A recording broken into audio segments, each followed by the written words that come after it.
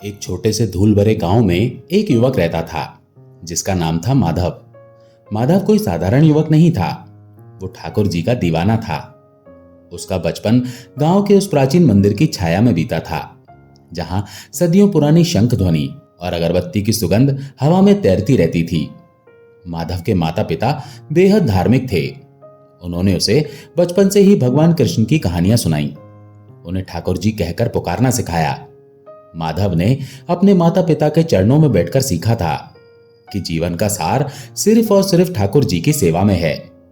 जब बच्चे गांव की गलियों में धूल उड़ाते हुए खेलते थे, तब माधव मंदिर के शांत कोने में बैठा ठाकुर जी की मूर्ति को निहारता रहता था। उसकी आंखें उस संगमरमर की मूर्ति में एक जीवंत उपस्थिति देखती थी, एक मित्र, एक संरक्षक, एक मार्गदर्शक। माधव का जीवन ठाकुर जी के साथ शुरू होता और उन्हीं के साथ समाप्त होता था। सुबह भोर होते ही वो उठ जाता, पास की नदी में स्नान करता और फिर सीधे मंदिर पहुंच जाता। वो ठाकुर जी की मूर्ति को गंगा जल से नहलाता, चंदन का लेप लगाता, नए वस्त्र पहनाता और फिर तुलसी तथा सुगंधित पुष्पों से उनका श्रृंगार करता। ये सब करते हुए वो धीरे धीरे भजन गाता रहता। उसकी आवाज में इतना समर्पण होता कि सुनने वाले भी मंत्रमुग्ध हो जाते। गांव के लोग उसे माधव पंडित कहने लगे थे। भले ही उसने कोई औपचारिक शिक्षा नहीं ली थी, उसकी ज्ञान की पाठशाला तो मंदिर ही था और उसके गुरु स्वयं ठाकुर जी थे। वो घंटों मंदिर में बैठकर पुराणों और भगवत गीता के श्लोकों का पाठ करता, उन्हें समझने का प्रयास करता। उसकी भक्ति इतनी निर्मल थी कि गांव के बड़े बूढ़े भी उससे आशीर्वाद लेने आते थे। वे कहते थे, माधव के माथे पर तो ठाकुर जी का हाथ है। माधव की भक्ति किसी इच्छा से बंधी नहीं थी। वो कभी ठाकुर जी से धन संपत्ति नहीं मांगता था, ना ही किसी सांसारिक सुख की कामना करता था। उसका एकमात्र ध्येय था ठाकुर जी को प्रसन्न रखना, उनकी सेवा करना। उसे लगता था कि ठाकुर जी उससे बातें करते हैं, उसकी हर भावना को समझते हैं। जब वो मंदिर में अकेला होता तो वो ठाकुर जी की मूर्ति के सामने बैठकर उनसे अपने दिल की बातें करता, अपनी खुशियां, अपनी छोटी मोटी चिंताएं और अपने सपनों को साझा करता। उसे विश्वास था कि ठाकुर जी उसकी हर बात सुनते हैं और वे उसे कभी अकेला नहीं छोड़ेंगे। उसका जीवन एक बहती नदी की तरह शांत और पवित्र था, जो ठाकुर जी के चरणों की ओर बहती जा रही थी। वो अपने जीवन में पूर्ण संतुष्ट था। उसे लगता था कि उसने दुनिया की सबसे बड़ी दौलत पाली है, अपने आराध्य का प्रेम और उनकी कृपा। माधव का जीवन एक बहती हुई शांत नदी की तरह था, लेकिन नियति को कुछ और ही मंजूर था। जीवन अक्सर उन लोगों को सबसे बड़ी परीक्षा से गुजारता है जिनकी आस्था सबसे गहरी होती है। माधव के साथ भी यही हुआ। सबसे पहले गांव में भयंकर सूखा पड़ा। लगातार कई महीनों तक बारिश की एक बूंद भी नहीं गिरी। माधव का छोटा सा खेत, जिस पर उसके परिवार का गुजारा चलता था, सूखकर बंजर हो गया। फसलें जल गईं, धरती फट गई। उसके परिवार के सामने पेट भरने का संकट आ खड़ा हुआ। माधव ने ठाकुर जी से खूब प्रार्थना की, मंदिर में दिन रात दीपक जलाए, अनुष्ठान किए, लेकिन आसमान से एक बूंद भी नहीं गिरी। गांव के लोग भूखे मरने लगे। माधव का मन विचलित होने लगा, पर उसने सोचा ये भी ठाकुर जी की ही इच्छा है, वे कोई ना कोई रास्ता अवश्य निकालेंगे। अभी वो इस सदमे से उबर भी नहीं पाया था कि उस पर दूसरा वज्रपात हुआ। उसकी पत्नी राधा, जो हमेशा हंसमुख और जीवंत रहती थी, अचानक एक अजीबोगरीब बीमारी से ग्रस्त हो गई। गांव के वैद्य ने खूब कोशिश की, लेकिन कोई इलाज नहीं मिला। राधा का शरीर सूखता गया, उसकी आंखों की चमक धीमी पड़ती गई। माधव ने अपनी सारी जमा पूंजी उसके इलाज में लगा दी। मंदिरों में मन्नतें मांगी, घंटों ठाकुर जी के चरणों में बैठकर रोया, उनसे अपनी राधा को बचाने की भीख मांगी। वो कहता, ठाकुर जी, मैंने तो आपसे कभी कुछ नहीं मांगा, एक बार मेरी राधा को बचा लो। राधा के बीमार होने के कुछ ही हफ्ते बाद उनके प्यारे छोटे बेटे काना को भी उसी बीमारी ने अपनी चपेट में ले लिया। काना, जो अपने पिता के साथ मंदिर में घंटों बैठता था और ठाकुर जी के भजन गुनगुनाता था, अब बिस्तर पर पड़ा रहता था। माधव का कलेजा मुंह को आने लगा। वो अब दोहरी पीड़ा में था।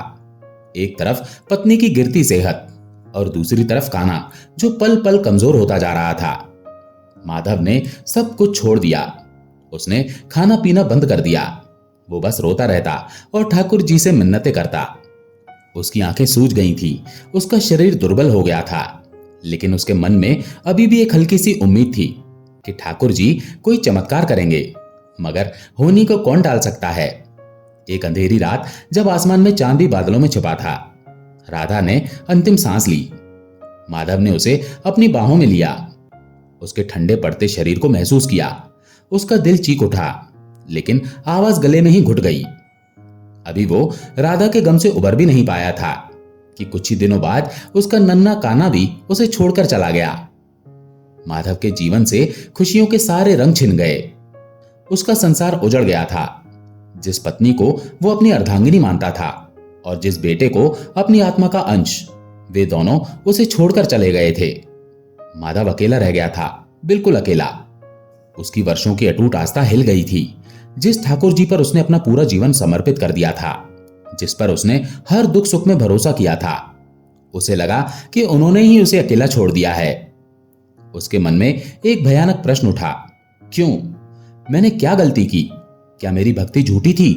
क्या ठाकुर जी ने मेरी प्रार्थनाएं सुनी ही नहीं? उसका मन प्रेम से नहीं बल्कि कड़वाहट और क्रोध से भर गया था। जिस ठाकुर जी को वो अपना सबसे प्रिय मानता था, आज उन्हीं से उसे शिकायत थी। ये शिकायत धीरे धीरे भयानक क्रोध में बदलने लगी। माधव अब वो शांत संयमित माधव नहीं रहा था जिसे गांव जानता था। उसकी आंखें लाल थीं, उनमें आंसू नहीं बल्कि एक अजीब सी ज्वाला धधक रही थी। उसका शरीर टूट गया था, लेकिन उसके अंदर का क्रोध उसे एक नई भयावह ऊर्जा दे रहा था। वह भोजन नहीं करता था, नींद उसे आती नहीं थी, बस एक ही विचार उसके मन में कौंधता रहता था, ठाकुर जी। एक दिन जब गांव के लोग अपने दैनिक कार्यों में लगे थे, माधव ने मंदिर की ओर कदम बढ़ाए, लेकिन इस बार उसके पैरों में वो श्रद्धा नहीं थी जो उसे हर सुबह मंदिर तक खींच लाती थी। इस बार उसके मन में प्रेम नहीं बल्कि अथाह क्रोध और निराशा थी। उसकी चाल में एक अजीब सी उत्तेजना थी, मानो वो किसी युद्ध पर जा रहा हो। वो मंदिर के मुख्य द्वार पर पहुंचा। हमेशा की तरह मंदिर में कुछ भक्त बैठे भजन गा रहे थे। पुजारी जी आरती की तैयारी कर रहे थे। माधव सीधा गर्भगृह की ओर बढ़ा, जहां ठाकुर जी की भव्य जीवंत मूर्ति स्थापित थी। उसकी आंखों में मूर्ति के प्रति वो निर्मल प्रेम नहीं था, बल्कि एक तीखी क्रोधपूर्ण दृष्टि थी। पुजारी जी ने माधव को देखा और उनकी भुक्तियां तन गईं। उन्होंने माधव के चेहरे पर एक ऐसी भावना देखी थी जो पहले कभी नहीं देखी थी, घोर निराशा और क्रोध का मिश्रण। माधव मूर्ति के ठीक सामने जाकर खड़ा हो गया। उसके होंठ कांप रहे थे, लेकिन फिर एक भयानक टूटी हुई आवाज में उसके मुंह से शब्द निकले, ठाकुर जी। उसकी आवाज इतनी कड़वी थी कि मंदिर में बैठे सभी लोग चौंक गए। भजनों का स्वर धीमा पड़ गया। ठाकुर जी, उसने फिर दोहराया। अब उसकी आवाज में एक अजीब सी गर्जना थी। मैंने अपना पूरा जीवन आपको समर्पित कर दिया। मैंने कभी आपसे कुछ नहीं मांगा। मैंने आपको अपना सब कुछ दिया, अपनी जवानी, अपनी निष्ठा, अपना प्रेम। मैंने आपकी सेवा की, आपको पूजा, हर सुख दुख में आपको याद किया, लेकिन आपने मुझे क्या दिया? उसने अपनी आंखों में उमड़ रहे आंसुओं को बलपूर्वक रोका। उसकी आवाज और ऊंची होती चली गई।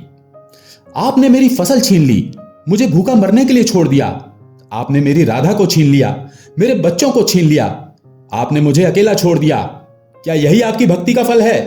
क्या यही आपकी लीला है ठाकुर जी? मंदिर में सन्नाटा छा गया। भक्त एक दूसरे का मुंह देखने लगे। पुजारी जी भयभीत होकर माधव की ओर बढ़ रहे थे।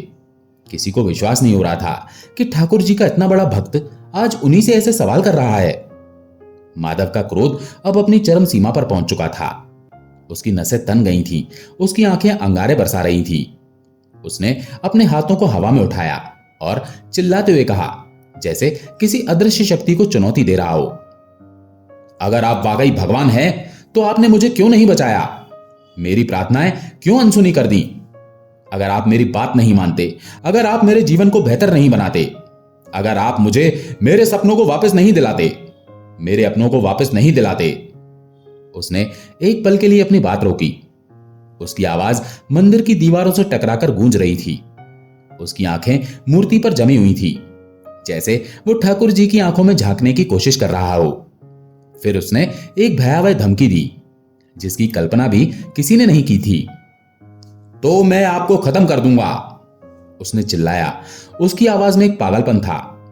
मैं आपकी इस मूर्ति को तोड़ दूंगा, मैं आपको इस मंदिर से उखाड़ फेंकूंगा। आज फैसला होगा ठाकुर जी, या तो आप मेरी सुनेंगे या मैं आपको मिटा दूंगा। मंदिर में मौजूद सभी लोग स्तब्ध रह गए। पुजारी जी ने आंखें मूंद ली, जैसे किसी अनहोनी को रोकने की कोशिश कर रहे हो। कुछ भक्त भयभीत होकर पीछे हट गए, जबकि कुछ ने माधव को रोकने के लिए आगे बढ़ने की हिम्मत की। माधव ने आसपास देखा। उसकी नजर मंदिर के कोने में पड़े एक भारी पत्थर पर पड़ी। वो तेजी से उस पत्थर की ओर लपका, उसे उठाया। पत्थर भारी था, लेकिन उसके क्रोध ने उसे अमानवीय शक्ति दे दी थी। वो उस पत्थर को उठाए हुए ठाकुर जी की मूर्ति की ओर बढ़ने लगा। उसके चेहरे पर एक भयानक दृढ़ संकल्प था। उसकी आंखें पूरी तरह से लाल थीं और वो अपने क्रोध में अंधा हो चुका था। उसने अपने जीवन का सब कुछ खो दिया था और अब वो अपने आराध्य से अपना सब कुछ वापस लेने को तैयार था, भले ही उसके लिए उन्हें ही नष्ट करना पड़े। माधव उस भारी पत्थर को उठाए, कांपते हाथों और धधकती आंखों के साथ ठाकुर जी की मूर्ति की ओर बढ़ रहा था। हर कदम के साथ उसके भीतर का क्रोध और बढ़ता जा रहा था। मंदिर में एक अजीब सा सन्नाटा छा गया था। केवल माधव की सांसों की गड़गड़ाहट और उसके पैरों की धमक सुनाई दे रही थी। पुजारी जी ने भयभीत होकर आंखें मूंद ली थी और भक्तगण चीखने वाले थे, लेकिन उनके गले से आवाज नहीं निकल पा रही थी। माधव मूर्ति के ठीक सामने पहुंच गया। उसने पत्थर को ऊपर उठाया। उसकी भुजाएं तन गईं। एक पल के लिए उसकी आंखें मूर्ति के शांत मुस्कुराते हुए चेहरे पर टिकी। वही चेहरा जिसे उसने बचपन से पूजा था, जिससे उसने बातें की थी, जिस पर उसने अपना सब कुछ न्यौछावर कर दिया था। लेकिन फिर कुछ हुआ। जब उसका हाथ मूर्ति को छूने वाला था, अचानक उसके शरीर में एक अजीब सी सिरन दौड़ गई। पत्थर उसके हाथ में कांपने लगा और उसकी आंखें अचानक चौड़ी हो गईं। उसे लगा जैसे मूर्ति में ठाकुर जी की उन शांत प्रेममयी आंखों में उसे कुछ दिख रहा है। वो कोई डर नहीं था, कोई क्रोध नहीं था, बल्कि एक अथाह प्रेम, एक असीमित करुणा थी। वही करुणा जो उसने बचपन में महसूस की थी। उसने देखा कि मूर्ति की आंखों में आंसू थे। हाँ, आंसू। क्या पत्थर की मूर्ति रो सकती है? माधव को लगा जैसे ठाकुर जी उससे कह रहे हों, माधव मेरे बच्चे, तू इतनी पीड़ा में है। मैंने ये सब देखा है। मैंने तेरे हर आंसू को गिना है। लेकिन क्या तू भूल गया कि मैं तेरे साथ हमेशा था और हमेशा रहूंगा? वो क्षण एक ठहरा हुआ क्षण था। समय थम सा गया था। माधव के दिमाग में एक झटके में उसके बचपन से लेकर अब तक के सारे पल घूम गए। ठाकुर जी के साथ बिताए गए वो शांत पल, मंदिर की सेवा, उसके भजन, उसकी निष्ठा। उसे याद आया कि कैसे हर मुश्किल में उसे एक अंदरूनी शक्ति मिलती थी जो उसे विश्वास दिलाती थी कि ठाकुर जी उसके साथ हैं। अचानक उसके हाथ से पत्थर छूटकर जमीन पर गिर पड़ा। एक भयानक गूंज के साथ माधव की भुजाएं शिथिल पड़ गईं और उसकी आंखों से आंसुओं की धारा फूट पड़ी। ये क्रोध के आंसू नहीं थे, बल्कि भयंकर पश्चाताप के आंसू थे। उसे एहसास हुआ कि उसने अपने क्रोध में इतनी बड़ी भूल कर दी थी। उसने ना केवल अपनी आस्था का अपमान किया था, बल्कि अपने आराध्य पर ही हाथ उठाने की कोशिश की थी। यह अपराध उसे अपनी आत्मा में चुभने लगा। वो घुटनों के बल गिर पड़ा। उसके शरीर में जान ही नहीं बची थी। उसकी आवाज फूट पड़ी, जो अब क्रोध से नहीं बल्कि दुख और पश्चाताप से भरी थी। ठाकुर जी, मुझे क्षमा करें। मैं कितना मूर्ख था। मैंने अपने क्रोध में अपनी बुद्धि खो दी थी। मैंने आपकी करुणा को नहीं समझा। मैंने आपकी परीक्षा ली। मैं अपराधी हूं ठाकुर जी, मैं महापापी हूं। माधव फूट फूट कर रो रहा था। उसके आंसू ठाकुर जी के चरणों को धोने लगे, मानो वो अपने पापों को उन्हीं आंसुओं से धो डालना चाहता हो। पुजारी जी और भक्तगण जो पहले भयभीत थे, अब माधव को इस तरह रोते देख करुणा से भर गए। उन्हें एहसास हुआ कि माधव का क्रोध उसकी पीड़ा का ही परिणाम था। माधव घंटों ठाकुर जी के चरणों में पड़ा रोता रहा और क्षमा याचना करता रहा। उसे लगा जैसे ठाकुर जी के चरणों से एक अद्भुत शांति उसके भीतर प्रवेश कर रही है, उसके क्रोध की अग्नि को बुझा रही है और उसके हृदय को शुद्ध कर रही है। उस क्षण उसे एहसास हुआ कि ठाकुर जी ने उसे कभी छोड़ा ही नहीं था। वे हमेशा उसके साथ थे, उसकी हर परीक्षा में उसके पीछे खड़े थे, उसे शक्ति दे रहे थे। माधव के आंसू और पश्चाताप ने मंदिर के वातावरण को एक पवित्रता से भर दिया था। पुजारी जी ने माधव को उठाया, उसके सिर पर हाथ फेरा और कहा, बेटा माधव, ठाकुर जी अपने भक्तों की हर गलती को क्षमा करते हैं, खासकर जब उनका हृदय इतना शुद्ध होता है। माधव अब वो नहीं था जो कुछ घंटे पहले था। उसके चेहरे पर अब शांति थी, हालांकि दुख की हल्की सी छाप अभी भी थी। उसका क्रोध पूरी तरह से शांत हो चुका था और उसकी जगह एक गहरी समझ और पुनः स्थापित हुई आस्था ने ले ली थी। उसे एहसास हुआ कि जीवन में दुख और पीड़ा भी ठाकुर जी की लीला का ही एक हिस्सा है। वे हमें मजबूत बनाते हैं, हमें सिखाते हैं कि आस्था का अर्थ केवल सुख में नहीं बल्कि दुख में भी भगवान पर अटूट विश्वास रखना है। उस दिन के बाद माधव का जीवन पूरी तरह बदल गया। उसने ठाकुर जी के प्रति अपनी सेवा और समर्पण को और भी गहरा कर दिया। अब उसकी भक्ति में कोई शिकायत नहीं थी, कोई लालच नहीं था, केवल शुद्ध प्रेम और कृतज्ञता थी। वो मंदिर में पहले से भी अधिक समय बिताने लगा। वो भजन कीर्तन करने लगा और ठाकुर जी की सेवा में लीन रहने लगा। उसने अपना शेष जीवन केवल ठाकुर जी की सेवा में ही नहीं बल्कि गांव के अन्य लोगों की मदद करने में भी समर्पित कर दिया। उसने अपनी सारी पीड़ा को दूसरों के प्रति करुणा में बदल दिया। वो गरीबों की मदद करता, बीमारों की सेवा करता और जिन लोगों ने उसे अपने क्रोध में देखा था उन्हें यह समझाता कि कैसे आस्था और धैर्य जीवन की सबसे बड़ी शक्ति हैं।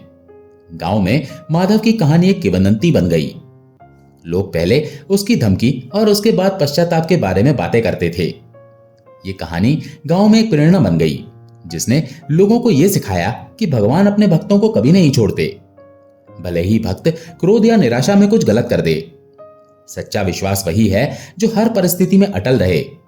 माधव ने सीखा कि दुख और हानि से क्रोध उत्पन्न हो सकता है, लेकिन यदि हम अपनी आस्था पर अटल रहें और ठाकुर जी की लीला को समझें तो अंततः हमें मुक्ति और शांति मिलती है।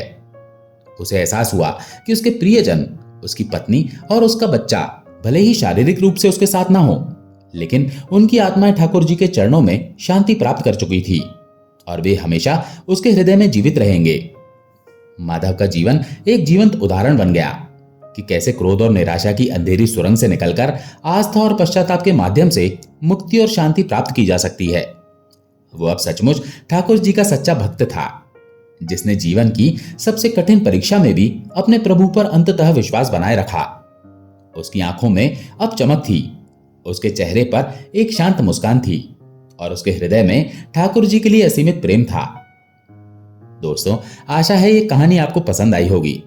अगर पसंद आई हो तो वीडियो को लाइक करके कमेंट में जय श्री कृष्णा जरूर लिखें। चैनल पर अगर पहली बार आए हैं तो चैनल को सब्सक्राइब जरूर करें। जय श्री कृष्णा।